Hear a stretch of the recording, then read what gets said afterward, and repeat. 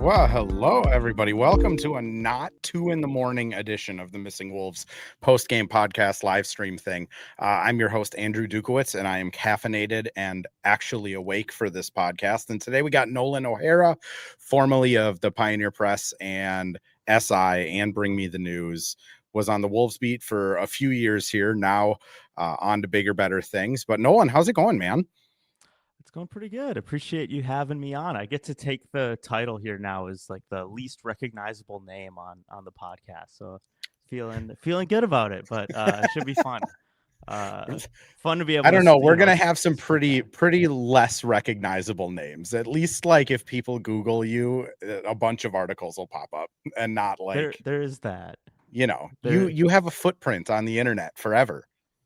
I guess so. Yeah, I guess you can't ever erase it. But yeah, no, but it's good. I appreciate you having me on, and it's fun to be able to kind of sit back here and just kind of enjoy as a fan and dip toes back in a little bit. Yeah, I will say Nolan last year on the Wolves beat, one of the hardest working guys ever. I mean, he would write a article for SI off of the hype video, then he would write an article on for SI after the first quarter, and another one if there was a fight in the second quarter, and then he would write another article midway through the third quarter and a post game article. And I don't know how you did it, man. So kudos to you. I'm glad you get to be a fan now. Well, you're sitting there the whole time hoping that you don't break out in a fight like the Pistons game, but sometimes that happens, and you gotta act quick there. But Well, no fights in this game, no ejections, no one get tossed. The only technical was Bones Highland waving off the ref, which was interesting. But I feel like kind of the big topic of this one is Mike Conley comes back from that Achilles tendonitis, and I will die on the hill that they probably don't win this game if Mike Conley doesn't play the 20-something minutes he played. I mean, what were your thoughts on Mike tonight? I thought Mike played really well. I was a little curious seeing that first Bones come in before him. I was a little surprised at that, and then that run in the third quarter. I took a few notes, and I was when they went on that 20-0 run, and it was Mike, Nas, and Rudy to me who really kind of drove that run. And Mike hits a couple threes. I know he struggled with the shot a little bit. Nice to see that he's able to come back and knock some down right away after Mhm. the injury. And I thought he played really well. And he's kind of that guy who he can step in and really make plays when you need him to. He's that calm hand that they don't really have without a true point guard, and I thought he was fantastic tonight. Really was a driver of that run, doing a little bit of everything too. Some assists, some rebounds, and then knocking down the threes too. He was great. Yeah, Mike Conley's third quarter net rating is plus 119.8. For people who don't know, normally they're around like plus 5 to 10. Big Mike, third quarter.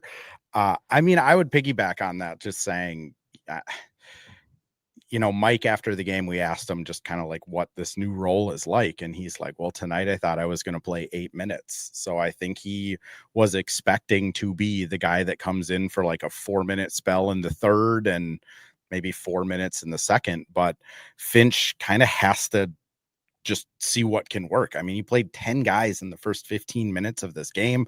And I think Mike probably played the best out of those first 15 minutes, and that's why he ended up playing longer. I do want to ask you though, because Rob arguably had his best game of the season against Oklahoma City, didn't score any points, but got a block, 6 rebounds, was really active on defense. What are your thoughts on kind of the Rob Dillingham part of it, where obviously Rob's not going to play if Mike's getting 20 minutes? Yeah, that was kind of interesting. I caught a little bit of Finch's presser, what they show on TV, and how he said they might be tightening up the rotation and making it a little bit shorter coming up here. And he was even saying, like Mike not getting so many minutes, he thinks that might be kind of the shot struggles too. So that seems to be an indication that he's probably going to lean that way. I think it's one of those things I think is tough. It's Rob. You do want to see him develop and you want to see him get some minutes too. But I think as of like right now, this is a team that in theory you're thinking is going to be able to contend. And right now, who's going to be that more reliable player? Who's going to be the one you want taking those shots? I think it's Mike. He's still, I would say, probably a better defensive option, even though he's a little slower than he used to be. Um, I think it's just tough where Rob kind of is that player who doesn't really, because you have Bones too, who's almost the exact same player and just has a few years and is a little more polished than Rob too. So I think it's just kind of tough where he falls into that, like, don't really know exactly what to do with him. But I think he'll still get his opportunities. I just think when it comes down to it, you look at playoff rotation, right? I think you're probably going Yeah. to see a lot more Mike minutes than you're going to see Rob minutes. I mean, that's just the reality of having a 20-year-old point guard that's still trying to figure it out. I mean, you're right. Mike's going to get the minutes. Like Mike might be slower. Mike might not be shooting as well. He might not be able to hit the floater anymore, but he doesn't make mistakes. I mean, the guy plays 23 minutes and doesn't have a turnover despite being a big creator in the second half. I just, it's hard for me to see how Rob breaks into the rotation if Mike is still like alive, to be honest. And now it's Bones, because Bones, I think, gave them really good juice, really good minutes too, despite, he didn't shoot particularly the best, 3 of 7, 9 points. But yeah, it kind of seems like Rob is going to end up being the odd guy out. The other guy that kind of seems like he might be the odd guy out is Jalen Clark at this point. It's kind of the second straight game where he hasn't gotten a ton of minutes. And tonight, when Jaden McDaniels go down, I think everyone thinks it's going to be Jalen Clark that's kind of leaned on, but he finishes with 6 minutes, didn't take a shot, got 2 fouls, and then we didn't see him again. Yeah, I think it's like this kind of was a TJ game there for sure. Yeah. But I think Jalen Clark is probably more situational where you're like, gets like OKC's, you're probably going to play him a little bit more just because of what he can do defensively one-on-one against a guy like Shea or some other guys too. So I think there's probably like situations where you're going to throw him in, and still for Rob too. But it's just you got kind of have a logjam because you're playing Dante at point guard, then you got Mike, and then you got Bones, and Bones kind of is like similar player, just got the few years with but he hasn't really had a shot to play like extensive minutes either, and it seems like he's kind of getting more and more of an opportunity. So like I don't think like Rob is done by any means. It's just probably going to take a few years. He's 19 when he got drafted. It just takes some time. I know fans can get frustrated with it, but I think Rob will be a piece for this team. I just think it's probably not going to be that he's a big piece this year. I completely agree with you. Like the like conspiracy theorist in me is like, oh, Rob had an awesome game against Oklahoma City. Don't let him see the court again until after the trade deadline. But again, that's the conspiracy theorist in me of like, that's how you get his trade value up, is like, look, 6-foot guard, they got 6 rebounds. Like, man, that guy got some juice. But I doubt that's how the Wolves are actually handling this situation. I think you're right. Like, at the end of the day, is Bones going to be long for the Timberwolves? Like, are they going to sign him to a 5-year contract? Probably not. So if Bones is a good kind of bridge this season to get you from Mike Conley to Rob, well, kind of continually developing him, it makes sense. Cole brings up in the chat here, he doesn't agree with us. Look at Reed Shepherd's situation matters. Finch is not a good coach for rookies. It's just different. Like, I think I'm gonna phrase it this way. I think Kentucky did a disservice to both of those guys, because Reed Shepherd was objectively not very good his rookie season. But Reed Shepherd like didn't play for Donda, didn't play for, what was it, the elite team, didn't, like, in high school they actually ran an offense with Reed Shepherd. Like, Rob, I think, has really been kind of done a disservice his entire basketball life of just like, here's the ball, go cook. Even at Kentucky, they didn't run an offense when Rob was in. They put him in off the bench and were just like, here's the ball, go cook. And like, that's hard to break. I don't like, I know Finch gets kind of that knock for, not playing the rookies and all of that stuff, but also like,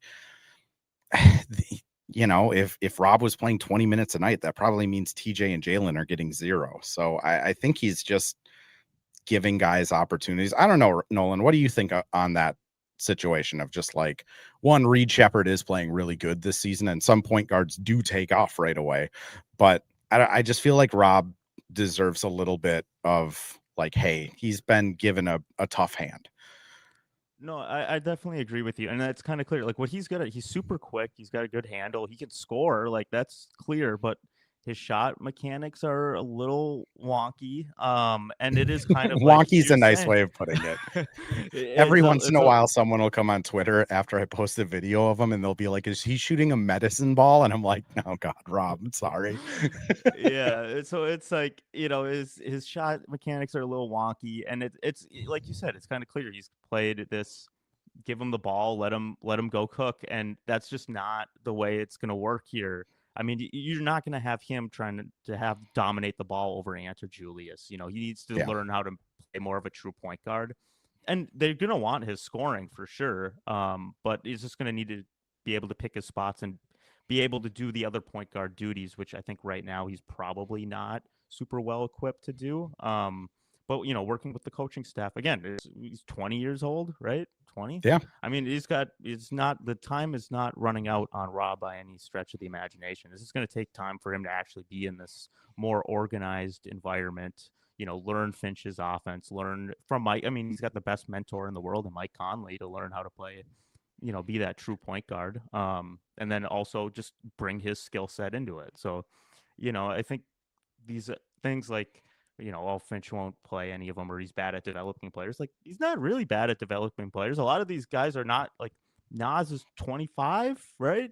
yeah, 26. Jaden's yep. 25, 26. These guys have developed under him. Ant has developed under him, and he's become a much better basketball player than he was, before Finch got here.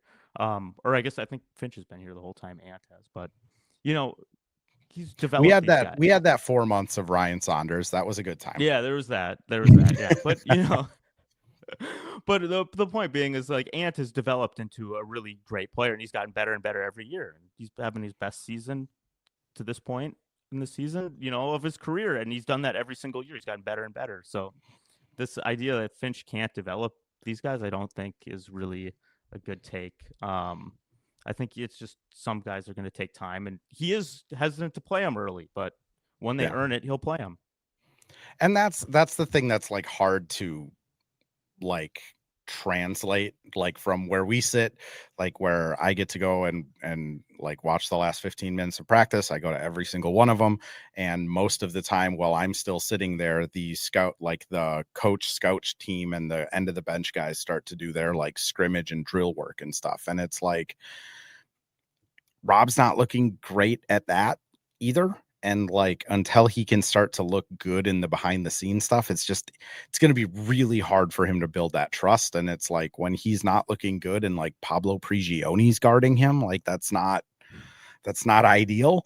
Um, but I'm sure there are things that he is doing. Like his defense has been honestly good this year. Like he's leading the team in steals per 36. I know that's kind of an inflated stat. Like Allen Iverson was not an all-world defender despite leading the league in steals.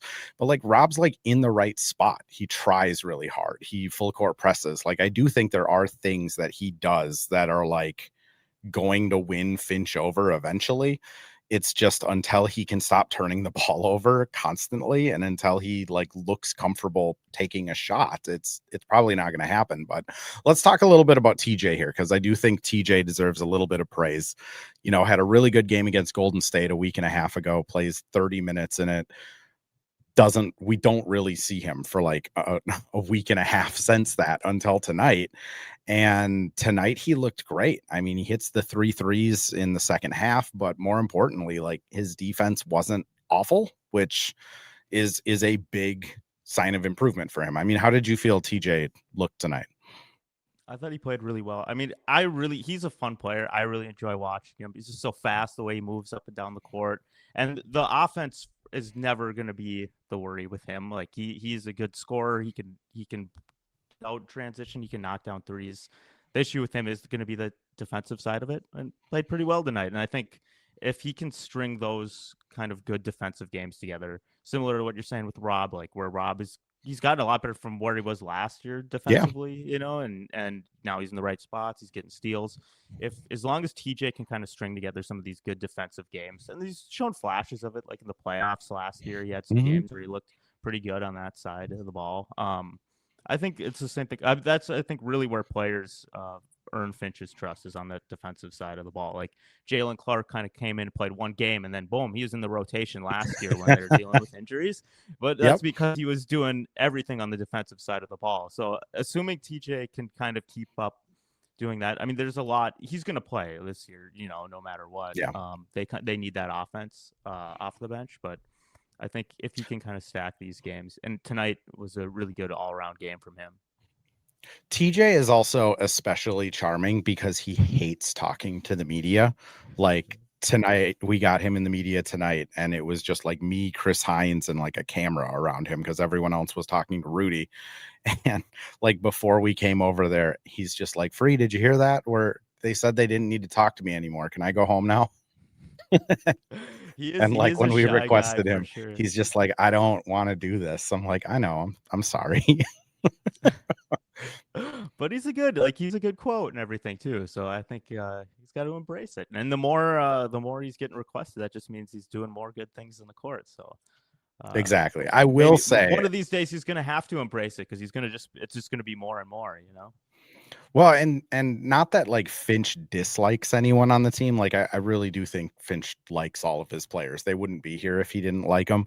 But like I do think Finch has a soft spot for TJ of just like that guy pushes the pace. He can hit open shots. He like actually cuts like Jalen Clark does, but TJ is usually a little better at like making the shot after the cut. Mm-hmm. Like I do think you're right. He's gonna be in the rotation. That transition piece too, because how many times over the last couple of years have we heard Finch talk about like, what do we need more of? Transition, more points in transition, because they've been just a bad transition team. And I mean, with Cat, it makes sense. You got 2 7-footers out there. You're not going to be a good transition team. But then, Julius pushes the pace a little bit more. They're still not a very good transition team last year. And TJ is a transition machine. Like he's just fast. He can finish. He can get out there. He can pass. He can do it all in that respect. So I think that is another thing that'll probably earn him some minutes here too down the line. It is interesting that for 3 years, almost every post-game press conference kind of feels the same of like, hey, why didn't you guys put away the bad team in the first half? Hey, why aren't these guys playing faster? And then like what changed in the third or fourth quarter that led you guys to win? I mean, I'll just kind of ask you, like, what do you make of this? Like, it's literally just Groundhog's Day at this point. Like every game, you can kind of tell how it's going to go just by like the opponent's record and injury report. Yeah, it was like as soon as I saw Giannis was out, it was like, oh, this is going to be. And then Jaden missed that first 3, and then it was like, okay, this is going to be one of those games because then like they had the first few offensive possessions. I thought they had some pretty good looks, but then it was like an Ant threw up a 3, and it was like, okay, it's going to be one of these games where he just kind of steps back and shoots 3s all game and doesn't go to the rim, and then everybody else gets frustrated when they're not falling. It's like if they're falling, it's great, and then everything's all good. But as soon as that happens, then it's like they get frustrated, they dig themselves a hole, and then it's the third quarter. They're like, all right, we got to start taking this game seriously now, and they play good, and they play good offense, and that's what they did in the third quarter. But yeah, it does. It seems like that every single year, every single game against these bad teams, it's kind of the same thing over and over and over again, where they start terrible, they dig a hole, they eventually get themselves back, or they don't, and then it's like one of the worst losses of the year. Yep. But I think it's tough. I mean, it's like I don't know what you do about it. At a certain point, you just got to start. Like these are still NBA teams. You still got to play who's on the schedule. You still got to take them seriously. It'd be a lot nicer if you take care of business and you're up 20 going into the fourth quarter, and then you can start resting guys than having to play Rudy 39 minutes or whatever it was tonight. Rudy 39 Gobert. minutes. Ant Rudy Gobert minutes. in the first half, by the way, received 2 passes according to Next Gen Stats. Could you imagine playing 16 minutes of basketball and getting past it twice? Like, I don't know how he stays in. I'm too petty to be a professional anything, really. I mean, I couldn't imagine being a professional basketball player and getting the ball passed to me twice in 16 minutes. I would just be pissed. I would check out immediately.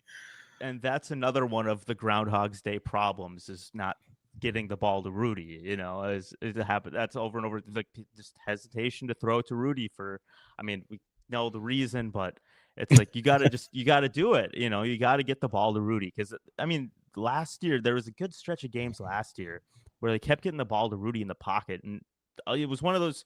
You know how Rudy every so often all of a sudden just looks like Jokic, like he's throwing passes. Yep. He hits the fadeaway jumper in the playoffs, and it's like, what is this? Like, why is this not all the time? But sometimes like a lot of good things happen when they get the ball to Rudy in the Yeah. pocket and they get it to him in the paint, and the hesitation to do it. It's like then it's not a threat, and teams don't need to guard it, and they're chucking up shots and they shoot like they did tonight. So they do need to do a better job of getting him the ball. But yeah, another one of those Groundhog's Day kind of things you're talking about. I mean, it's just I'm going to throw us over to a break here before we get into the Julius Randle of it all, because Cole asked the question about Julius or made a statement. We're going to turn it into a question. But like, it is kind of wild that like Rudy has been a much better passer this season. He is finishing. I think his like field goal percentage was a career high before the Oklahoma City game. I haven't checked it since then, so maybe that's changed. But like, he is doing everything better offensively. And they just still ignore him for like 9 consecutive minutes. And it's like, no, you got to like you have to pass it to him. Like everything gets better when you just pass it to him, because then like Miles Turner isn't doubling Ant the second he touches the ball. Right. Yeah, because that's the thing is if if nobody's looking his way, then there's no you can just blitz all the time. You could send him at Ant every time he goes to the rim, and then he's shooting over 2 guys. It's wild. All right, I'm going to throw us to a couple ad reads. We'll talk about some Julius after that, though. If anyone else has any chat questions, anything you want to talk about, always more than willing. But first ads. Well, hello. Thank you, Livestream Andrew. This is Ad Read Andrew. And today we have Firehawk Construction and Remodeling, the presenting sponsor for the Missing Links podcast. Firehawk Construction and Remodeling strives to inspire people to follow their ideas, working with respect and understanding to create a quality, tailored result. Firehawk Construction and Remodeling, located in Blaine and serving in the North Metro area, is here to help you with your building and remodeling needs. I can say personally, thanks to Firehawk Construction and Remodeling, I have a beautiful deck in my backyard and countless projects that I started, they finished. Get started on your new deck or remodel today by calling Isaac at 763-710-5686.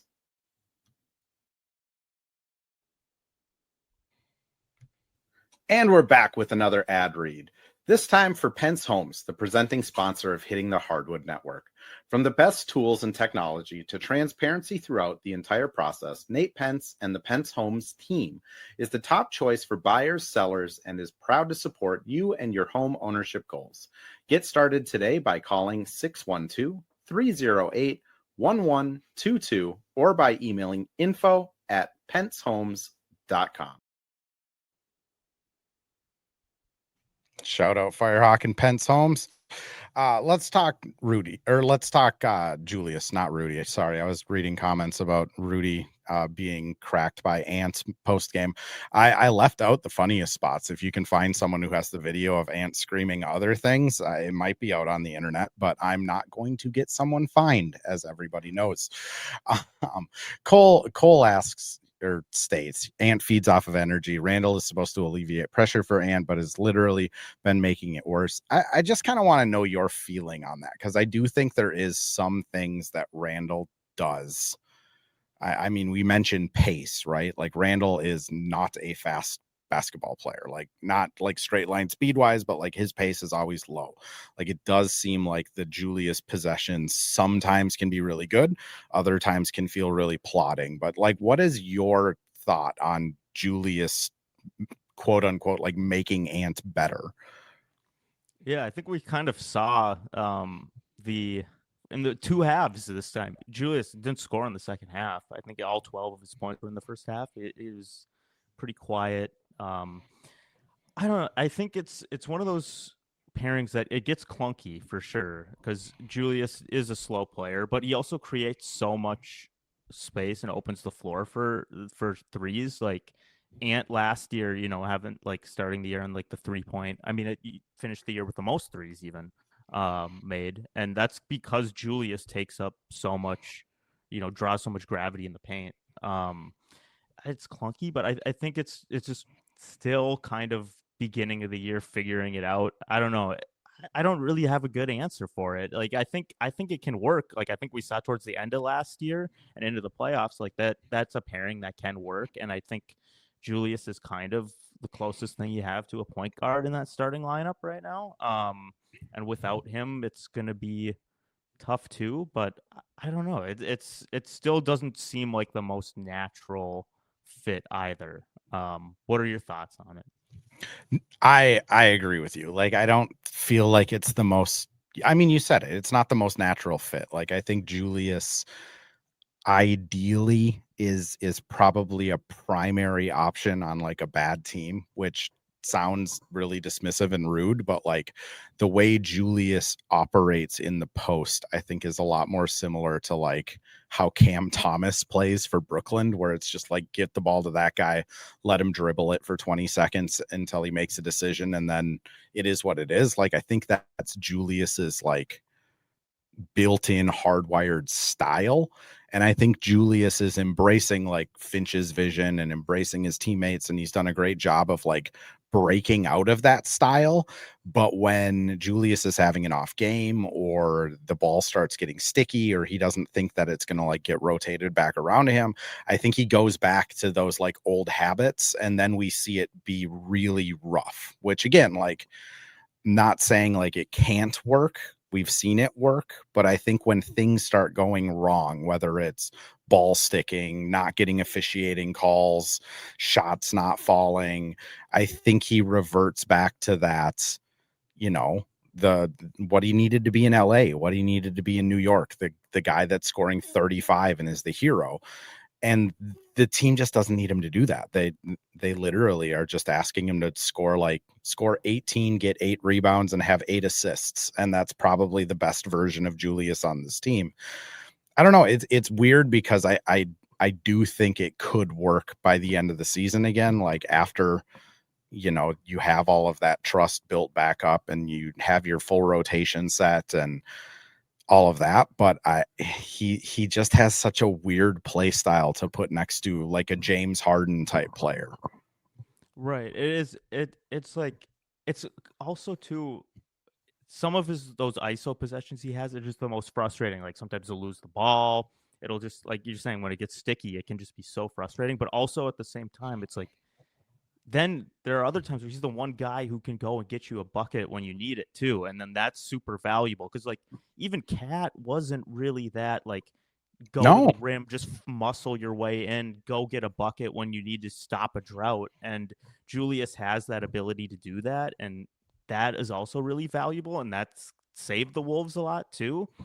But I do think like, yeah, when he has those games where he's doing 18, 8, and 8, like that's a great Julius game. And usually those are their best games as a team too.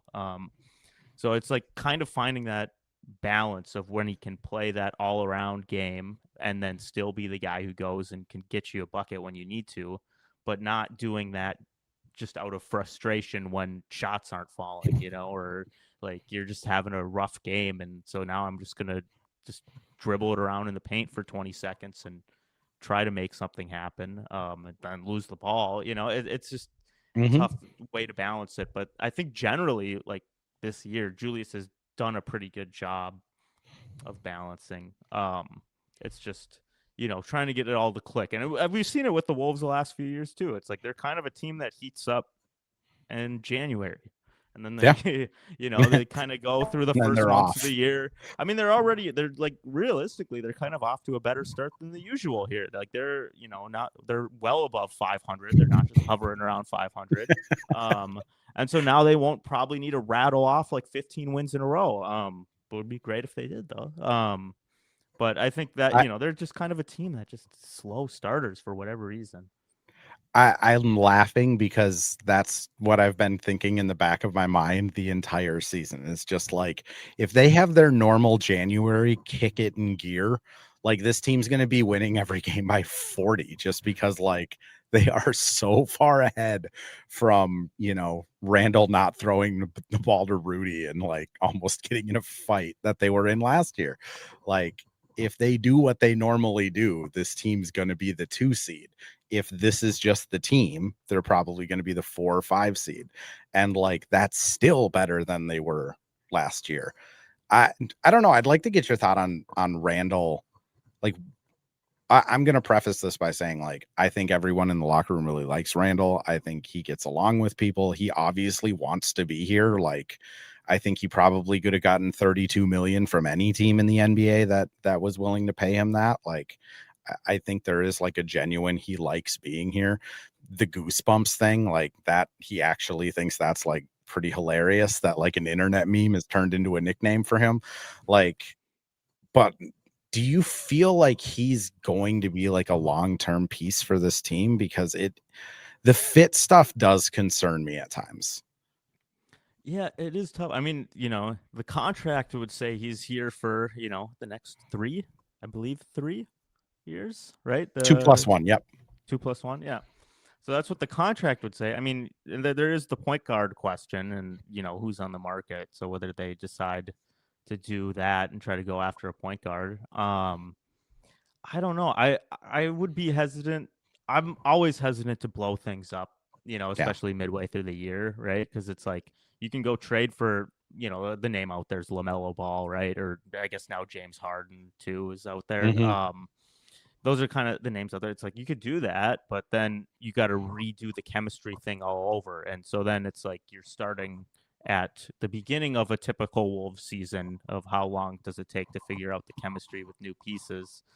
Um, I don't think I would do anything this year. I mean, but it is like, what is going to be taking them to the next step? And they do like the point guard thing will be a need if you don't have like I don't think Rob is going to be an immediate step in, score 20 points a game kind of guy. It's like it would be great if he was, but and that's the piece that gets you over the top. But I don't really see that happening like next year.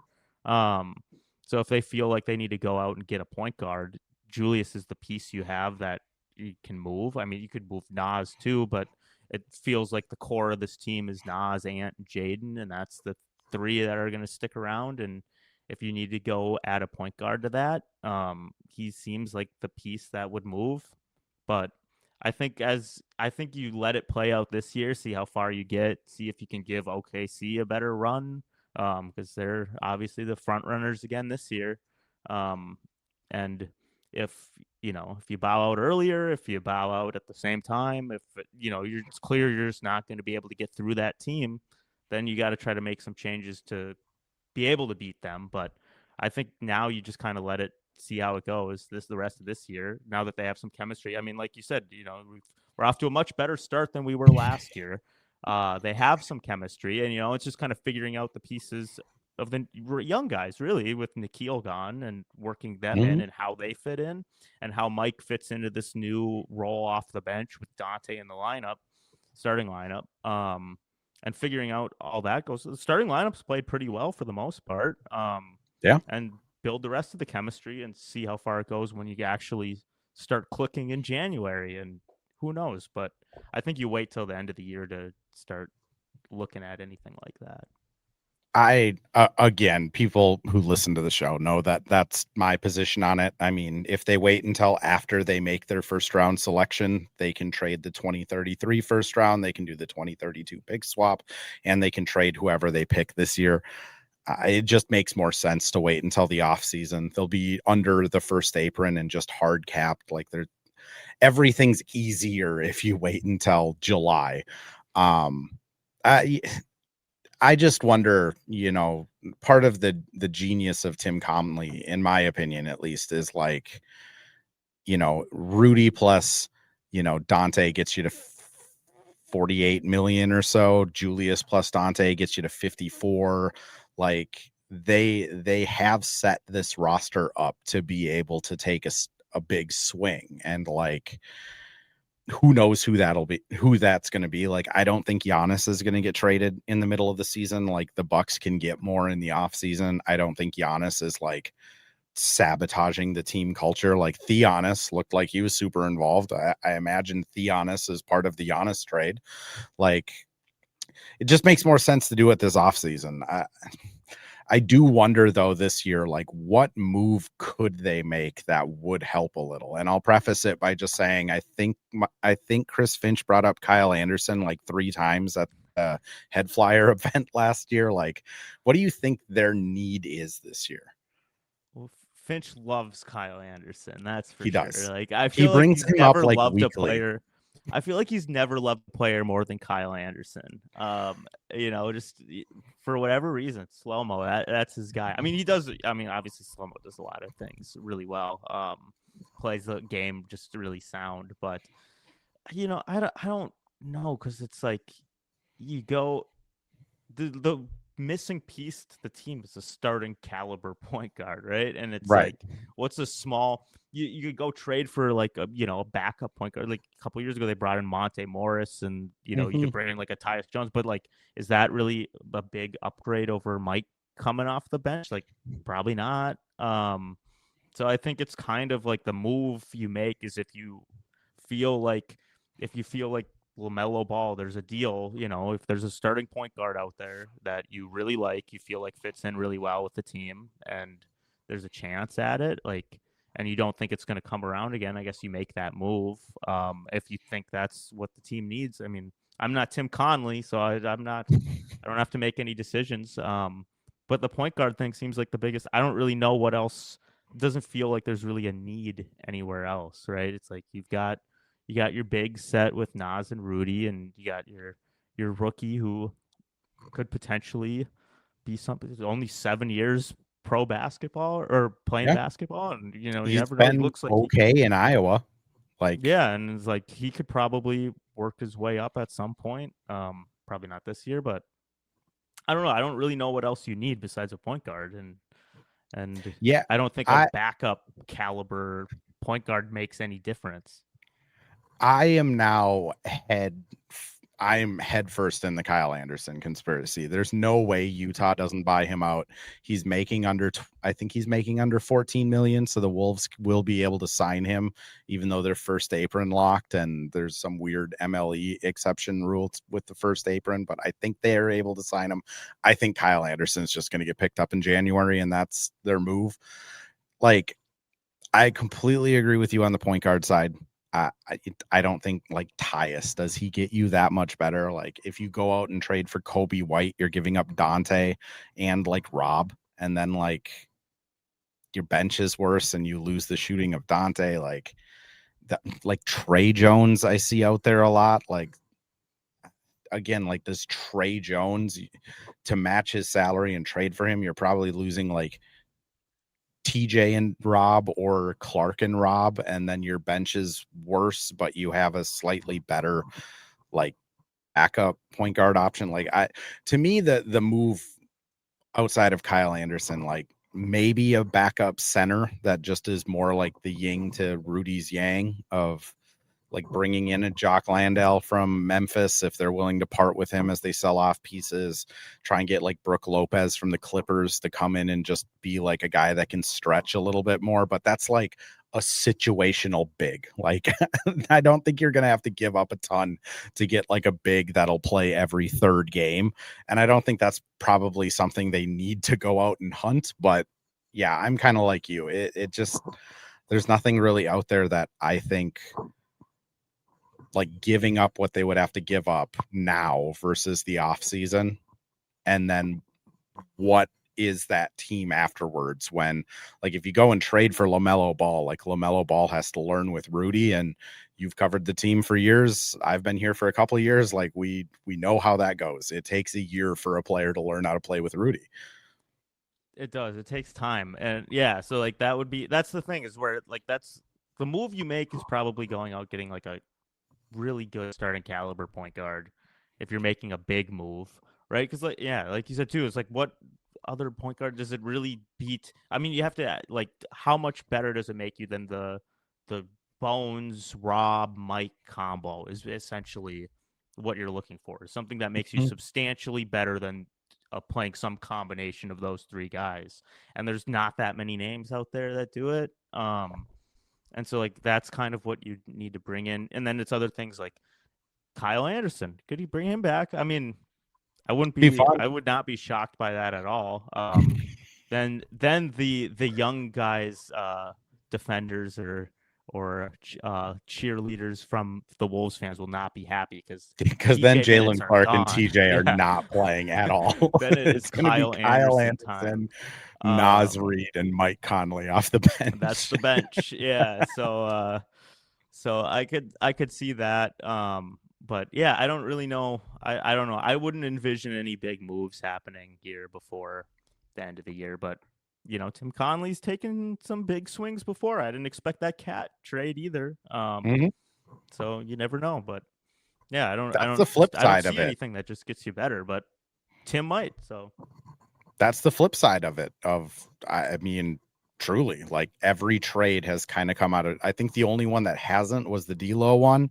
I think everybody kind of knew he was on his way out, but then he gets Mike, Nikhil, and 3 second-round picks, and it's like, whoa, that's way more than just buying him out. So, I mean, who knows what Tim has cooking. Nolan, thanks for coming on, though, man. I do want to give you a shout out, and where can people follow you in case you do get back into the media world and start churning out those articles like crazy again? Do you even want people to follow you anymore? The floor is yours. If you don't want people to follow you, you can just, again, the floor is yours. Shout out a good charity people should donate to. oh, that's a lot of pressure now. And I gotta think there's a ton out there. You can do your research. There's so many good places around here, but I got a Twitter. I logged into it tonight probably for the first time in a few months and saw you tagged me in a couple tweets here as we're gearing up for this. But people can go ahead and follow that if they want. But I'm not too active or anything. I retweeted that I'll be coming on here. That's my first tweet since like March.